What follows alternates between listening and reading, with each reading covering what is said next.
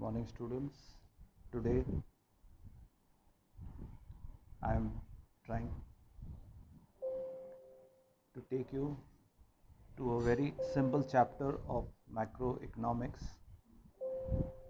that is money and supply of money. As we all know today that without money we cannot exchange anything in the market, or we cannot buy, we cannot sell. So money is one of the most basic requirement of mankind. But let us see that earlier, before money came into existence, how exchange was taking place and what was its drawback. So this is chapter number 4 of macroeconomics, which I am again telling you it's money and its supply. I am taking you to the next page, that how evolution of money took place. Evolution of money took place in our history long time back, where money was minted in the form of metallic money, in the form of gold, silver, and which was used for exchange.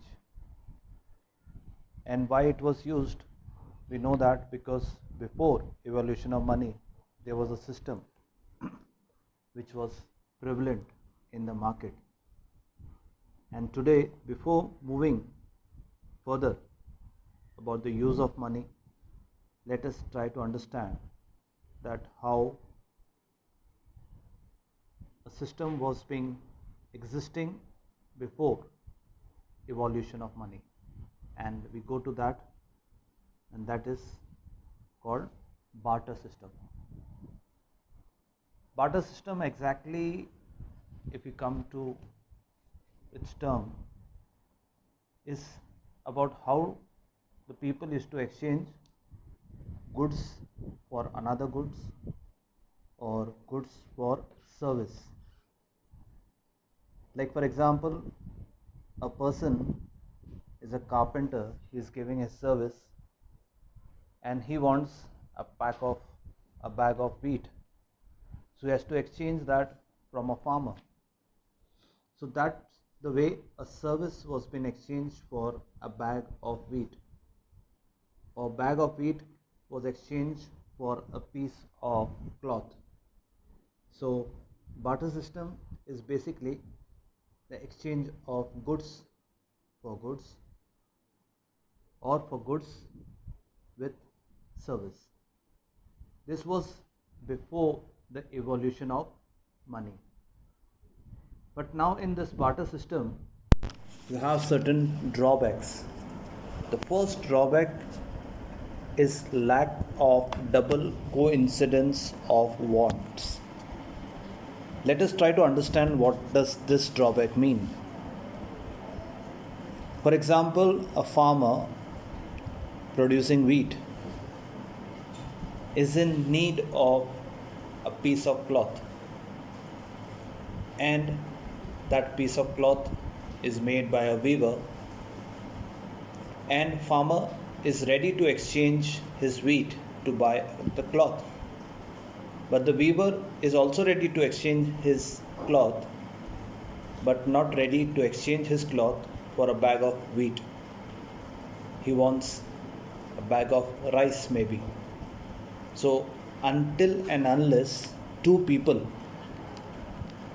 are not ready to exchange their commodity with each other, that is the first drawback, and which is called as lack of double coincidence of wants. And I hope many of you are having your books with you. You can read this part, that how two people are ready to exchange their goods for another good, or their service with another good. But if these two people are not agreeing to exchange their goods with each other, then that is the lack or drawback of barter system, which is called as double coincidence.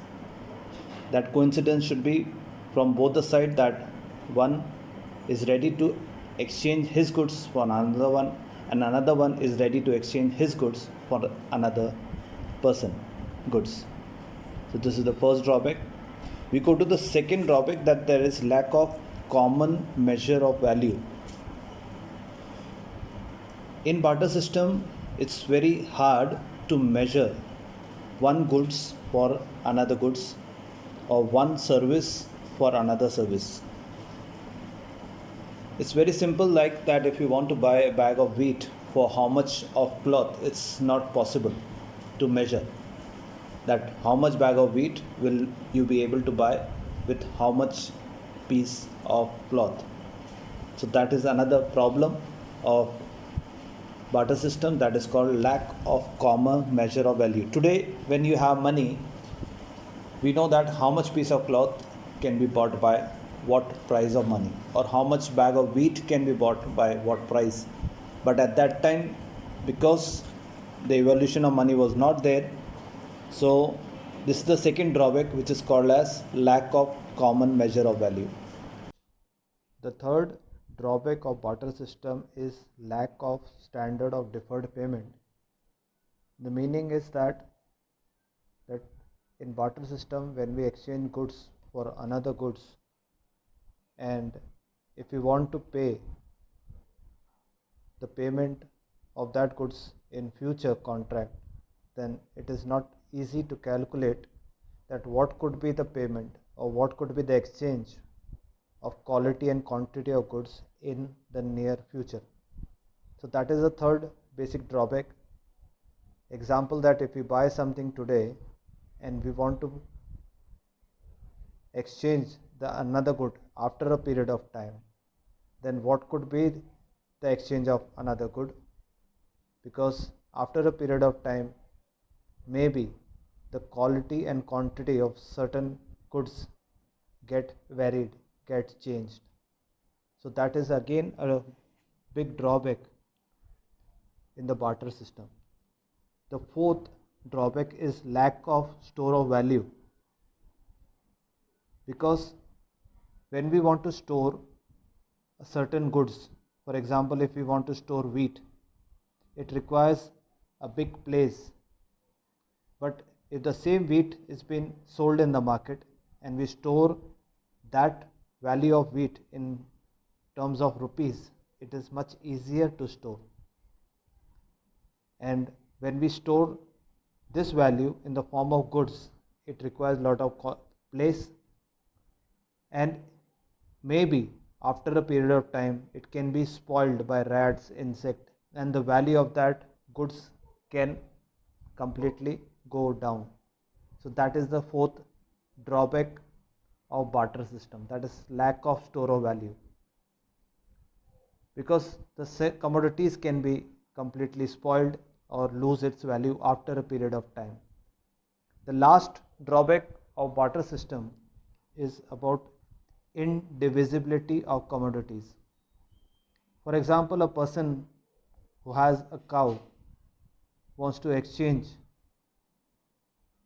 the cow for another good, but the another good is quite less in amount, so he cannot just divide the cow to get the value of another good.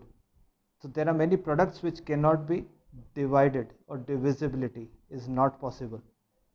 In money, you can have the smallest of currency to the biggest of currency, but that divisibility is not possible, especially in the animals or many other products, because if we divide, the product loses its value.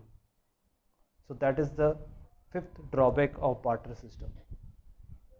Now, after understanding the drawbacks of barter system, we are able to understand the value of money in the market. And with the function of money, all these drawbacks have been overruled. Or we can say that money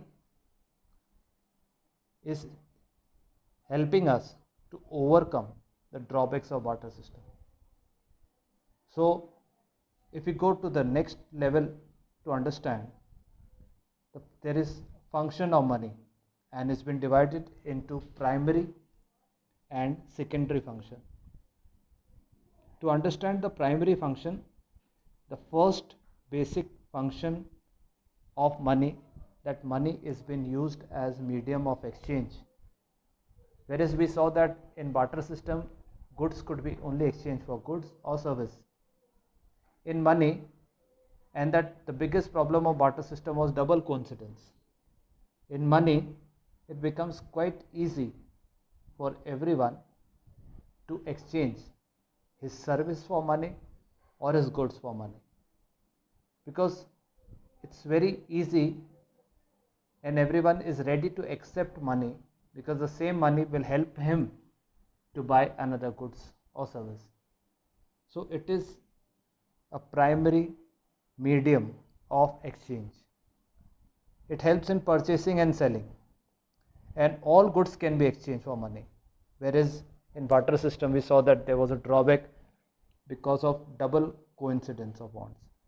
So that drawback has been overruled by the first primary function of money, that is medium of exchange. It is a common unit which is acceptable by all in the market. No one can say that they will not accept money for exchange of goods or service.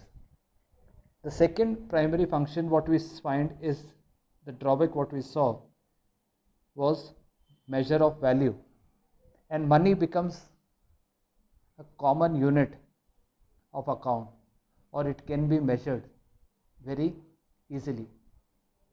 It's a yardstick of standard measure of value. Whether you want to buy good like wheat or a meter of cloth or oil, all can be easily measured with money. So calculation is possible with money, and that is called measure of value. Now we go to the secondary function, that money can be paid as a future contract, or money as deferred payment. For example, you buy a good today and you want to pay in installment in some period of time.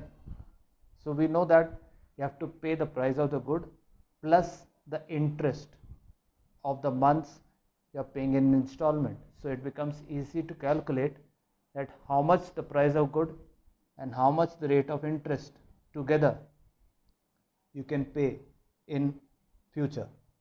So that drawback is overruled again, because money is easily can be calculated as future payment or as deferred payment.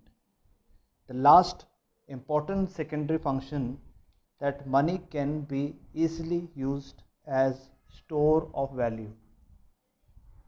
The store of value means that if you sell your goods, it's very easy to convert into money and keep it in your house, safe in the locker, or you can deposit in the bank, there it becomes safe, or you can deposit, or you can invest that money somewhere else. So that becomes, it's an easy to store as value. If you carry some notes with you, that is much easier to carry than to carry your goods. So that is the fourth drawback of barter system, which is overruled with evolution of money. So today you had seen the drawbacks of barter system and how money evolution has overruled the drawbacks of barter system. So after this we will continue with further of this chapter with more forms of money in the market today. Thank you. Have a good day.